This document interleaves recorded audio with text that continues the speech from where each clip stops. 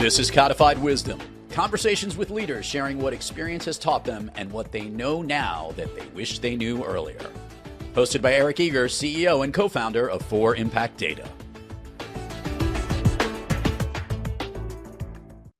Hey everybody, hey, welcome to another episode of Codified Wisdom. And each week we get to meet some interesting people that have such just really cool journeys of where they end up and how they got there. And today's guest is, again, I like to say is a friend of mine and somebody I really admire, in Matt West of Creative Planning. He is at one of the fastest growing and most influential wealth management advisory firms in the country. I mean, these creative planning is they're creating a unique model, and that fits in perfectly with Matt, because they're bringing together wealth management, tax, and advisory services, and it's all under this one roof. So they kind of reimagined what it can be. But today we're going to talk with Matt directly, and we're going to get to know and understand his personal journey. And I think everybody's going to be excited. It's just not one of these just crazy cool steps of how they ended up where they're at. So, Matt, hey, let's start off by saying, hey, thanks for being on the show. As always, I'm excited to have people learn more about you and the road that you took to where you're at today. So, thanks for being on the show. Yeah, Eric, pleasure to be here, and I consider you a close friend as well. So anytime our paths cross, it's always enjoyable. So thank you for inviting me. Thank you for having me on the show. Awesome. Well, like I do with everybody else, let's go to the Wayback Machine and tell us a little bit about where you grew up and walk us through maybe some of your early influencers that you started to see that, hey, I like business, I like leadership, but take us back to the younger Matt and where you grew up, and tell us a little bit, get to know you a little bit better that way. Sure. The interesting thing is I had this idea pop into my head, and it was, why do I like being in this type of corporate-esque environment? And it really did start from childhood, because when I grew up, my dad was an entrepreneur and I saw the struggles, and sometimes he'd come in and he'd go, we might have to have baked beans instead of hot dogs because, sometimes there are months that have been better than others. I've always had that entrepreneurial drive, but I like it within the framework of corporate America. So, when people go, well, what's your dream? What do you want to be when you grow up? And honestly, I remember being in grade school and high school and thinking, man, if I could work in an organization with a solid paycheck, but would give me the opportunity to do what I'm doing today, man, I'd be a happy camper. And I really do believe I'm living that dream. So I grew up just north of Toledo, Ohio, in a town called Temperance, Michigan, and it was right on the Ohio-Michigan line. And probably about fourth or fifth grade, I always played with airplanes. I loved airplanes, always played with them, and knew that I wanted to be a pilot, but I wasn't so sure about being a commercial pilot, because if you talk to a commercial pilot these days, it's like driving a bus. And I like the stick and rudder approach, where it's more your hands are on the aircraft and you're actually flying it versus flying a computer. So about fifth grade, I was probably the second slowest runner in my school. And it's really, to me, it's like it must have been a gift, because once I got to sixth grade, I went from the slowest runner to halfway decent runner. And then by eighth grade, all of a sudden I was keeping up with kids that would lap me in a mile run. Got to high school and became one of the fastest milers in the school. I remember being varsity, and then, by the time I was in high school, I was one of the fastest track and cross country athletes in the state. And then from there, I went to a D1 college track team, was a walk-on, and made the team for 5 years, and that was a fantastic experience. Learned a lot. Pushed my body as fast and as hard as I could push it. But then my fifth year redshirt senior, I'll never forget it. I was running, I think I was en route to be like not a 4 flat mile, but close to it. And I had hurt my Achilles tendon. So that Oh ended no. my 5th year. And I'm like, well, that did me a whole bit of good doing a red shirt. So what's a broke college athlete to do that could no longer compete? And I'm like, I'm going to put my name into an internship. And back then, way back then, this was last century. So 1998, there was a little company called Creative Solutions. And they go, well, we want to hire interns. Back then, we were registering, and it's funny, it's April 15th, we were registering returns to be able to be filed. It was a print code. So you had to call up and get a print code, and that was the internship program. So it paid me $200 a week, and I thought I had died and gone to heaven. And then, and I worked extra hard. It wasn't, being a college athlete and having that mindset. I learned early on that all you had to do was work a little harder than another person, and it got noticed. So it went from a paid internship to a full-time career. So and it's interesting, Eric, you ask about the background. I've Yeah. always had the, more of the qualitative mindset, not the quantitative mindset. So I actually have a master's degree in communication, but it's a psychology background. My college didn't have a psychology background back then. So really into psychology and understanding how people work and how they think. But because I was with the tax and accounting, and I was always good with numbers, being a Yeah. track athlete and being an athlete in general, you're always looking at macros and numbers and times and sets, etc. So that just came very natural to me. So being with creative solutions, not creative planning. It's funny that I've Yeah. worked with two creative companies now, but being with creative solutions, I learned about accounting, learned about write-up, learned about fixed assets, Section 179, depreciation, tax. And from there, I saw how technology really helped enable businesses, small and large. So it was just natural. And if I were to make an assimilation, if you take the same skill set that you learned from early on, and I'll never forget when I won my first race. Back then, I thought it was luck. But then I got into this mindset. It's like, well, I'm doing the training, and every time I set my foot on the track, about 95% of the time I won. And if I just repeat what I'm doing and maybe iterate, that formula of success works. And I use that same methodology for business.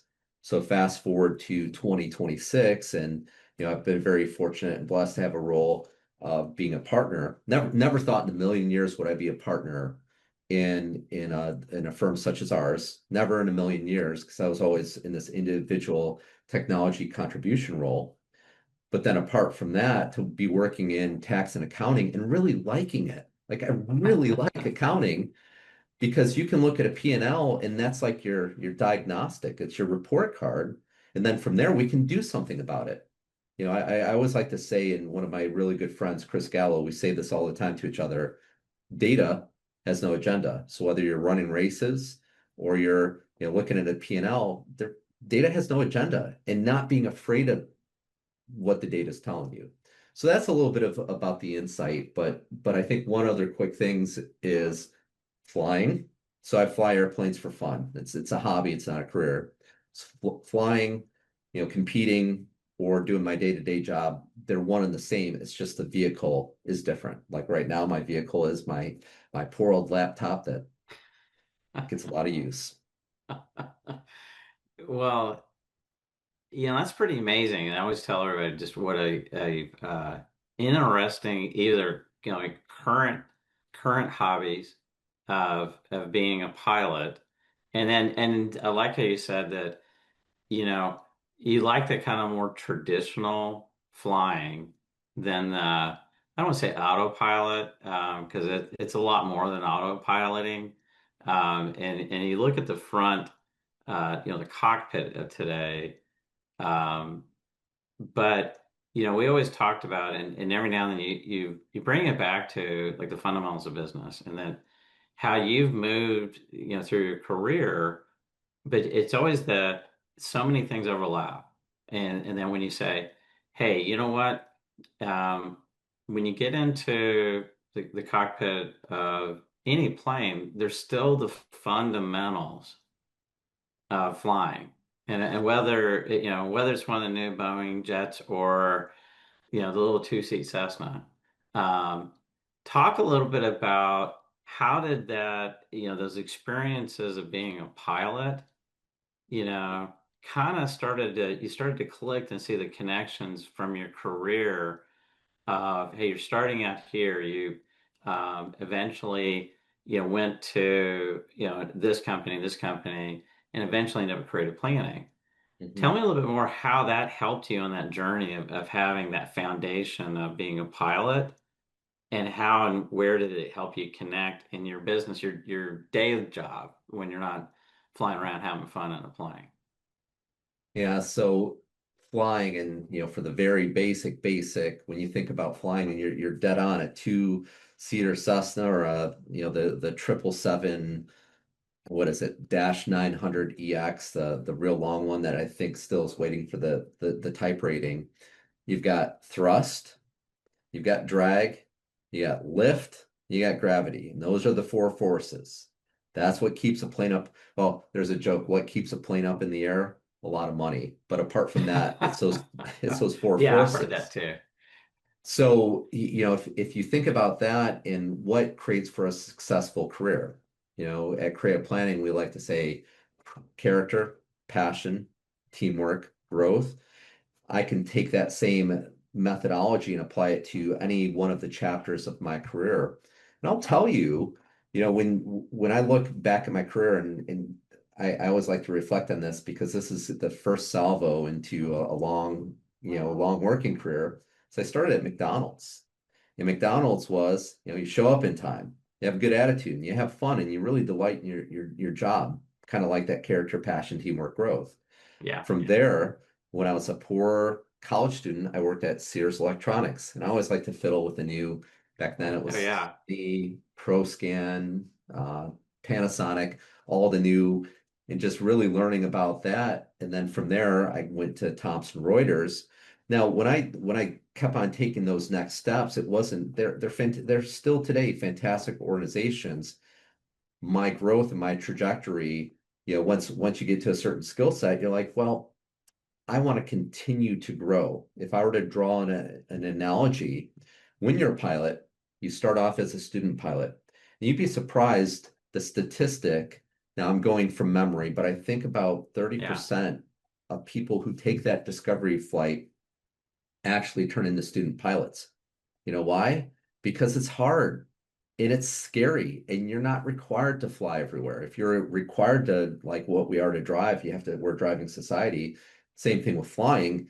Then I think a lot more people would become pilots. But to get over that hump, and what I realized once I got over that hump, man, it was smooth sailing. But it's you have to in like anything, whether it's a career at McDonald's, getting over that learning curve, or if it's, again, Yeah. being a pilot, or today I've hung up the track spikes and I'm a swimmer, and there's a hump to get over the training. But now Friday I'll be at a championship race, feeling pretty confident about where I'm at, but getting over Yeah. that hump. So, you take that methodology and you apply it. It's life is almost like an equation. And if you're Yeah. not succeeding within that equation, you analyze the equation and you see, well, where am I missing? And a lot of times, because I've got the fortune to be able to lead a team, and a lot of Yeah. times we'll look at and maybe the results might not be where they want to be at this exact moment. And when you analyze it, you're like, well, what's your attitude look like today? Are we optimistic? If you walk around defeated, you're gonna be defeated. If you walk around scraping and clawing and looking for every opportunity, then the same thing will happen. Eric, I'd be remiss to say so. Like after track, I pivoted over to racing and triathlons. And I was on Team USA for several years, but one of the opportunities I had was to guide a blind athlete. So I had an opportunity. I could either, train and race as what they call a pro, which really is an amateur elite. Like Yeah. you don't get pro money, you'll get a box of, shoes and this and that, but it's a Yeah. category where you're racing with people of your experience. So I met this blinded individual. His name's Aaron Scheides, and we raced for 13 years together, all across the Wow. world. Flew Really? the world on the famous shoe company's dimes, and it was fantastic. Won several world championships. Probably the most memorable one was in Gold Coast, Australia in 2009. And it's just Gold Wow. Coast, the sun coming, down, the water sparkling, sharks in the background, Australia. So international racing at its finest. But the reason why I tell that story is, to race at an elite level, you're scrapping and clawing for every inch. And you have that drive to know that better is possible. And the moment that you provide defeat, it happens. It happens. But what you learn at elite level racing or training for flying, or even like in a very competitive, professional environment, Yeah. it's not over until it's over. And right about the time that you're feeling like you're going to quit, Yeah. sometimes it's the next minute change and breakthrough happens. So, I think in my phase in life, and I still like to race and I still like to do all those type of things, but I think I've Yeah. been, blessed with the ability and the gift to be able to, almost remind people and not cheerlead. I don't want to diminish it as cheerlead, but give them Yeah. confidence. Change, change will happen. You just got to hang in there and not be afraid of what the data tells you. Wow. Man, that's profound. And then I know that it sounds like you're trying to equip your team and your own life well, there's a book called Grit that a lot of the education, the people I know and helping to grow the next, round of entrepreneurs and helping kids get ready for life, that they studied and they found that the defining, kind of separation of people were those who had the grit to keep persevering, to step up. And it sounds like, because I'd like to think that um, I'm a wannabe athlete, and Mhm. when you get to those points where I wasn't like at a competitive level like you are, but there are points, all of us, that were, man, you're running, you're doing this and that, and you're like, oh, I just can't make it anymore. I just, and it's just that little bit more grit, that little more addition of what you're doing. So tell me a little bit more. So, you started to learn this ability to kind of push through. When I want to say positive manifesting of, hey, if you believe it and can see it, you can make it happen. But there's some points in your career that you jumped off. Talk to me a couple of these things where an opportunity presented to yourself, and you're kind of going, okay, this is going to be a change. I'm going to have to jump off here. Don't know if I'm ready for this, but I'm going to go for it. Where you had to come home and maybe talk to your spouse and say, family member, hey, this is going to be a change, and talking back to, your dad and those entrepreneurial days, because, those are inflection points while you're on your career. Talk about it, me, if you had a couple of those where you look back now and go, man, good call, but it could have gone bad. Yeah, at this stage in life and in this chapter, I've learned to really lean into what my intuition, or some people might say gut, or maybe it's divine inspiration, whatever you want to label it as. There's feedback, and if we think about why do we have stress in life? Stress in life typically comes from not living in congruence with our core values and beliefs and our expectations. So, not to diminish, again, the aforementioned employers that I had, I mean, they're all great. I still work very closely with CPA.com all the time. I'm so proud to say, I used to be with the governing body of the accounting profession in their technology arm. To that end, you know, I, I was not living in incongruence there professionally, and it's just you start pay attention to your signals. Yeah. In a lot of ways, I think a lot of people, sometimes numb those signals out, and I'm I'm slow to make a change, but when I make a change, I make the change, and there's no looking back. It's just not. And I'll share early on, and why I love psychology so much is I grew up in a very, we'll call it interesting background, interesting home, maybe for the psychology version of this, but that's what really got me excited about psychology. And, yes, I have the entrepreneurial mindset, but I'm not as let's see, I'm more risk tolerant or less risk tolerant than most people. So Yeah. when I make a change, this it's almost like a feeling, and I listen to that feeling, and I've Yeah. not been wrong. It's funny, my in-laws, I was down at their house back in just this early April for spring break, and I was sitting at their table when I had made the decision, I think it was about 5 years ago, to come over to the firm. And are you sure you want to do this? AICPA is a great place and blah blah blah. And it's like I couldn't not do it. And it's the same thing. I remember telling my significant other at the time that I was going to be a pilot. And back then, that significant other would always challenge me on every decision I make at that. And they knew it's like, nope, Matt had made his decision. So Yeah. it's really listening to that intuition that I think a lot of times gets maybe squelched because we're deadlines, and we're debits and credits, and we're all these different type of things that are influencing our day to day. If you give yourself margin, you give yourself space, and just listen to the signals and feedback, it's going to tell you things. Just one other quick point is it's really easy in a professional services wealth management firm. It's really easy to work 150 hours a week. There's Yeah. always something to do. And I remember moving on from AICPA to the firm and thinking, I really want to make sure that they're getting their money's worth. And there's points where I would just, wake up, work, go to bed.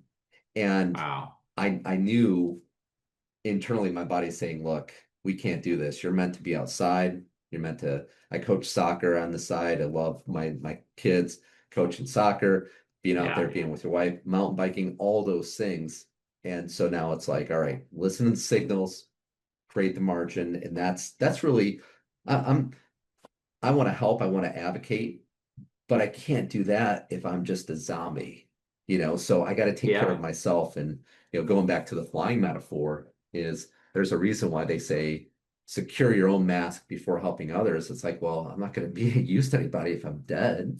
I might as well, I might as well take care of myself and be the best version of myself. And that's how I help my team, tech partners such as you all, my family, etc. So, and I will tell you, and you didn't ask this, but I think my biggest challenge in life right now today is saying no, because I want to do it all.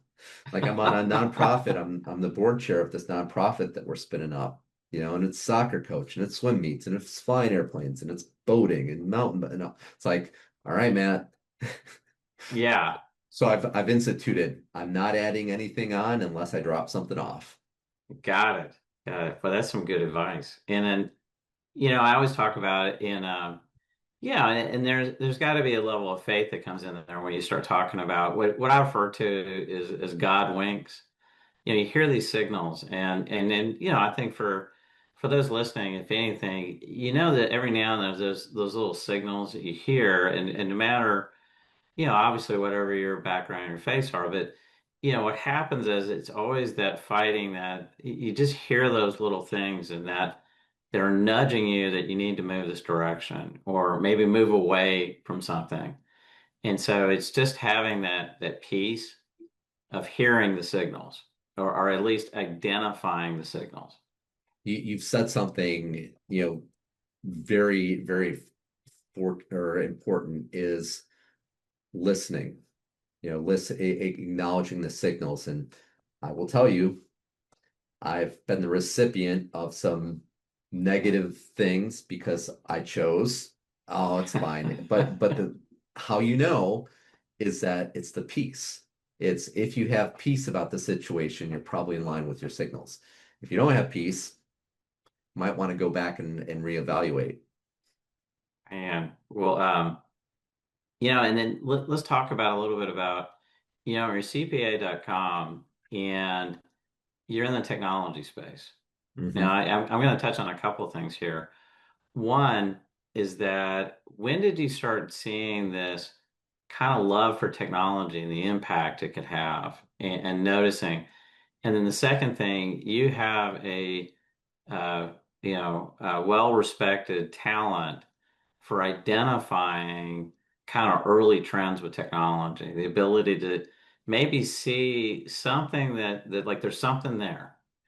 And when did you start to realize that you had a talent for that? Because again, we're very grateful that you have helped and guided us and give suggestions on improvement at for impact data.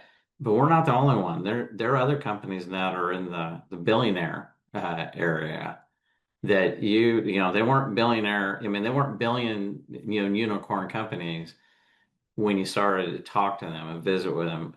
Tell me a little bit about when did you start seeing you had this real love for technology and you had an eye to see something early before other people in the profession caught up to what you were seeing? Yeah, I think being an early adopter, and I always like to provide answers. I don't have all the answers, but when I do have the answers, man, that feels good to be able to help be that change agent for the better. So, to that point, I remember back in college, I was probably one of the first people that had their own PC, and I loaded up Microsoft Flight Simulator, and Oh I yeah, spent hours and hours and hours and just every nook and cranny because I was really interested in flying, and that I taught myself how to fly before I went through the formal wow, certification. So, but knowing how to use File Explorer, knowing how to upload different type of aircrafts and the CGI files and all these different things, and then it led to, well, this new website thing's coming out. How do we use that? So getting on a WordPress and oh, that's how this works. That's how this works. So I get a fundamental knowledge. And because I had experienced whether it was the files within the flight simulator, the yeah, WordPress, or even then, at Thomson Reuters, I had many different roles, one of yeah, which was supporting the tax software and being like, oh, this isn't hard. You right click, switch to forms, select section 179, yeah. depreciate your milk cow. You're done. And having so much fun to be able to do that. And people are like, oh, we've got it. So it was more of of course, curiosity, but on the same respect, it was it, knowing that technology, what do they say? Give a lazy person a task and they'll figure out the, not that I'm lazy, but I know the data and I know the things I want to be able to see. And Yeah, then from there, typically I'm looking at data, like right now today, I'm looking at two pieces of data for my health, data for my finances. Now, yeah, attached to those data are all these different KPIs, like what's the team doing? What's the forecast? What's conversely in my heart rate, blood pressure, all those type of things. You're looking at the analytics. This all leads to a better life. You want to learn how to fly? Get Microsoft Flight Simulator and explore it to the ends of the earth. So to that end, when you look at how do you what signals a good technology to look in is what is the industry telling you? So being with enough small to mid-sized businesses, they don't know that they need advisory. They just know something ain't right. And then yeah. when you look at their profit and loss statement, you're going, well, that was a very interesting decision you made. Can you tell me why? Well, it was a gut feel. It's like, well, I get that, but what does the Yeah, data tell us? Because if you look at business as a whole, you got part art, you got part science, and it yeah, vacillates. So a good technology will be able to work with both. And that's what I look for. And the long and the short of it is it enabling, the firm? Is it enabling the customer? And is it good technology? Like you and I, Casey Johnston, I've always been on her case. I know she's been a previous member on this type of call, but I yeah, had asked her, I'm like, I'm really interested, and this was a few years back. I know AI is going to disrupt us. How is it going to disrupt us? And she's like, well, there's a couple incubator partners that you might want to talk to because you'll be able to learn more about that, and that's how you and I got connected. Yeah. And Yeah. then from there, you know, you basically take all the pieces, smash it together, and there's enough differentiation between all the other FP&A and all the other forecasting apps, and it saves my team, like a quotient of divide by 10, and that's about the time that they have to spend on spinning up a good report. So it's not just one bullet answer, it's several. It's, how did I get there? Well, 30 years of working with technology, you kind of back to your trust in your gut. It's like, yeah, this could have a pretty good impact. Two, is Yeah. it providing the KPIs that I need? And three, is it for the better or for not? And I will tell you, there's some apps out there. Well, we can do Yeah. this, and they don't even know their value proposition. So if you don't know it, how would I know that? Well, and I love that, and getting into the psychology background, one of the things that people talk about, and I don't think a lot of people may or may not realize this, when you say that, hey, it was intuition, it was gut, it was this and that, what a lot of people don't realize is that it's your subconscious can see the signals and the patterns, and so that's where it can't quite get it, but it's in your gut. And it's not really your gut as much as that subconsciously you've seen this and you've recognized the patterns of success or failure on that. And that's what happens is then, so you hear so many people say, well, it was in my gut. Yeah, I just had intuition. But it comes back to the ability to process through the data and then start to see and recognize those signals. And it doesn't quite, I forgot, I don't know if it means frontal cortex or anything, but it's really the subconscious bringing this to, and they've studied like successful coaches. They've seen this, like, why is this guy or gal so good at this? It just seems like it's just instinct, but it's repetitive cycles of seeing the same thing over and over again. And it starts to get hardwired in their DNA. And it sounds like 30 years of you seeing this and starting to see those signals of success versus not success, that you're bringing that now to the benefit of creative planning, and they get to leverage all that and all the clients are creative planning. But when you join them, because they are highly innovative. When you join them, was it like what it was today, or was it this, they had this vision of, hey, let's go execute on this, and you said, hey, again, my signals and my guts telling me something there. I'm gonna jump over here and start building something.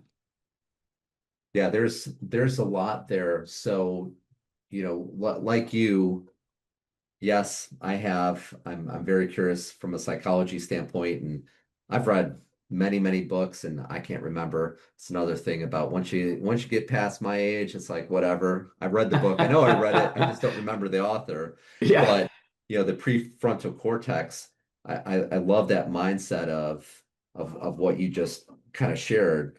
So if it's an intuition piece of the equation, yes, you learn it over time. But one of the methodologies that I always like to use is putting things into buckets and then using my superconscious. I don't remember what book I read it, but my Yeah. superconscious, and being like, all right, I know you got 30 years experience in here. I know you can solve it, figure it out. And I don't even Yeah. put any mental horsepower into it. And like a beaming light, it goes boom, this is how you're going to solve for this issue.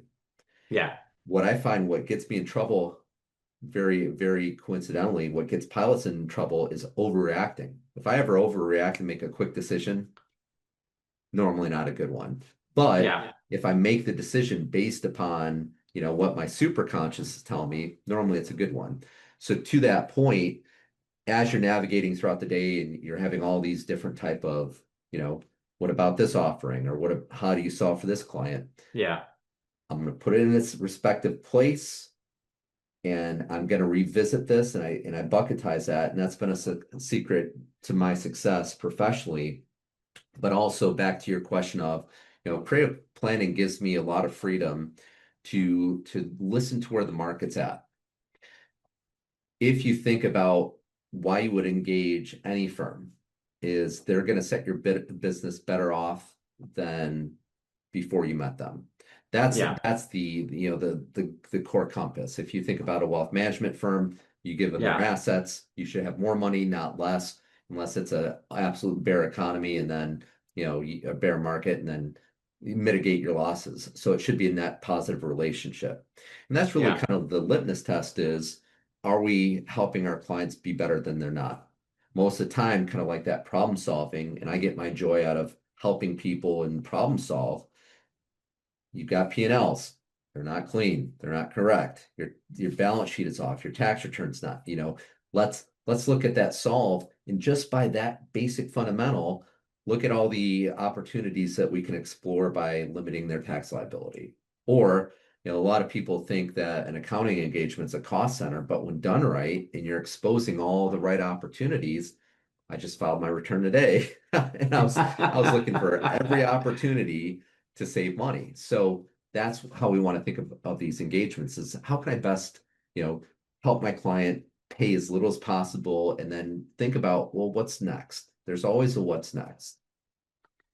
And and I guess it's a chance to kind of look forward, with this whole AI evolution, and um, I think there's myself and a lot of people are kind of, I don't want to be a little bit of, Chicken Little. I think we're both on the kind of the abundance mindset. Hmm. This is going to be an incredible time to be in the profession because it's a chance to really um, kind of reimagine and rebrand what, to your point, if you don't have clean books, that's fundamental, but that's also a revenue engine. And it can be cost savings, but it can also be a revenue engine to uncover opportunities. And now with AI coming in, and I was literally looking at a report the other day from Anthropic, and it said that, as of it, the accounting profession is sitting number three of the top three professions that are subject to automation and replacement by AI. Now, I don't want to say replacement. What I'm trying to get people to think of is augment. And then now all the stuff that we did in the transactional compliance piece of it pushes everybody up now. Like there's going to be this great promotion. And people don't realize it, but they're going to get promoted to start thinking in an advisory role. Talk to me a little bit about what are you seeing in, because I know that you started seeing this a couple of years ago and that you started to position and that's what I love about creative planning because it's not the accounting firm that opened and basically it wasn't the accounting firm that started offering wealth management. It was kind of the opposite, that it wasn't your traditional, firm that grew up, but they had a different version. I know Peter and the team had a different version of that.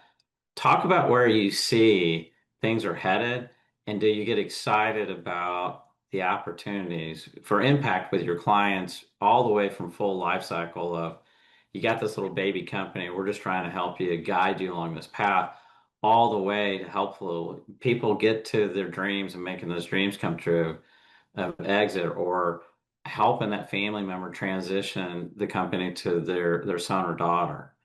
Talk about where you see now the kind of opportunities looking forward where AI is going to, and we can talk about decision intelligence soon enough because that's coming, and we're hopefully going to help guide and be the leader in that, helping the profession.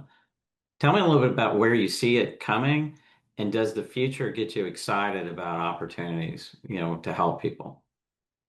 Yeah, I'm always an optimistic about the future, plain and simple, because it's,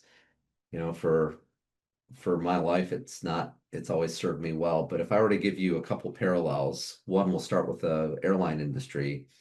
Back when autopilot came out, oh my gosh, we're going to replace pilots. But the flying public still has not let go, and planes are fairly autonomous at this point. But Yeah. and same thing with autonomous vehicles. So I do think there's an enhancement. So I'm on team enable, not team replace. So I think, or Yeah. augment, I think is what you said. So Yeah. team augment. The other thing is, so my gym, I go to strength training gym, Yeah. and it's a boutique. But what's interesting is there's 4 rooms. One room's an assessment room. The next room is kind of like a Pilates studio. The Yeah. next room is this high-tech equipment. It's coaching you. All these state-of-the-art equipments, and then the final room is your traditional dumbbell, barbell, box squats, etc. Yeah. Take a guess where about 99.99% of the strength training athletes lift in the barbell, the old school equipment room. And why is Yeah. that? And it's because at the end of the day, the equipment, like these AI tools, while yes, it will enable and it will give you a better workout, it's not, you still have to lift the weights. So Yeah. I jokingly, and I've always butchered this, but there was this quote, Robert California on The Office, it's a character, and he goes, "You're afraid you'll be flattened. You'll not be a flattened. You want to get on the steamroller." Same thing with AI. It's going to Yeah. change the landscape, but we can control what it changes. I do Yeah. think there's a call of regulatory. I do like to look at reels now and again, and Yeah. 9/10 of the reels seem to be AI generated, and I get it. But to me, today, AI looks more along the lines of a very strong search engine. Now, Yeah. it's not to say the agentic nature, because I do think there's value. Like I was looking at it the other day and I've got this shrub that's dying. And I'm like, tell me what I need to do. Well, I'll go Yeah. get some fertilizer. All right, I'll go get fertilizer. Now that just saved me, $100 versus buying a new shrub in the Yeah. specific type. So I think it's going to help us from that perspective. But Yeah. to lose your role, I think you're trying to be outsourced. I mean, look at the auto industry when you had robotic arm processing. Yeah, and now I'm Yeah. using RPA, but like Yeah. robot. I'm from Michigan and lots of manufacturing. Yeah. You got all these robots, but it's funny enough, there's still people employed working with the vehicles. So I think there's always going to be a role, but we have to be the ones who are driving where AI is going. That's it. So I'm very bullish on having AI. I look at 2026 today. If I have bank feeds coming in, and we've got different applications that, like AP, you've got EHR, you got billing, you've got all these data flows coming in. Yeah. I would like to see AI to help wrangle that, and to the degree that they're able to code it properly. So this is a long way of saying is I think AI can do a lot more of the outsourced bookkeeping, but just like that autopilot and that pilot, it's knowing what red light in the dashboard that they need to look at. So that's that you're still going to need that human intervention, and maybe at some time, and right now, based on the hallucinations and the Yeah. data absorption and things coming in. I don't know how they fix for that yet, but I'm not overly concerned about the profession just evaporating. It's been the boogeyman for the past 30 years. First it Yeah. was going the PC based, and then it was web based, and then it was HTML and all these things, and it's like there's always a boogeyman. But at the end of the Yeah. day, you need people to communicate. Go into the psychology. If we're coming full circle, people will trust what people have to say. There'll be a contingent. It's kind of like the people Yeah. cryptocurrency. They'll still use crypto because that's what they want to do. But for the most part, we're using credit cards and the US dollar. So same thing with Yeah. AI. I don't think you're going to be fully autonomous. I Well, I can't see I that, at least from my lens today. and yeah, I agree with you. I think that the more that the systems automate, the more there's going to be that longing. I don't think that advisors are going away. I think the demand for advisors is going to exponentially increase No, you're because I'm going to need still, people smart enough to get into the cockpit of a 777 versus an old DC-3. They're the gauges and the buttons are completely different. And yes, the accounting industry is going to have to learn how to use the buttons. But just like the DC-3 that went 130 knots versus a 777 that holds 10 times the passengers at 600 knots, Yeah. do a lot more and move a lot more opportunities down the chain. Yeah. I think to your point, because I've had a lot of people, um, and the only thing I would say, and I've been able to see like some, a lot of speeches at South by Southwest. I'm in Dallas, and so that's a big, kind of forward thinking event. Um, and when I talk to people in the profession, I hear this, oh, we've been through this before, and we've heard this before. But when I talk to some of yourself and some of the other leading ones, they also kind of issue a little bit of warning of this one's different because before you could present a tax return that you punched in the numbers and now it printed out. And now you can do these things. But now you introduce digital employees that can do the work. Hmm. Then it becomes that you can't rely on the stuff that was kind of bread and butter when I, went to Ernst and Young and ticking and tying and stuff. I'm going to have to come in at a higher level because that base level stuff they're showing, and it's kind of like the early days of websites. Yeah, it's a little clunky, but it's going to get better. And so it can be, woe is me. This is what I've been doing, and it's going to automate my job. But to your point, you said earlier, but it's not coming for your job. And you hear this over and over again. You're not going to get replaced by being automated. You're going to be replaced by the person who knows how to use the automation. 100%. Back in my Thomson Reuters days, we still had people, they used the tax software simply to print out. And I'd be like, well, why aren't you trusting the calculator? Well, it's my CPA licensure that I got to trust in. In a lot of ways, we're still trust, but verify. And you're 100% correct. It's not coming for your job unless you let it.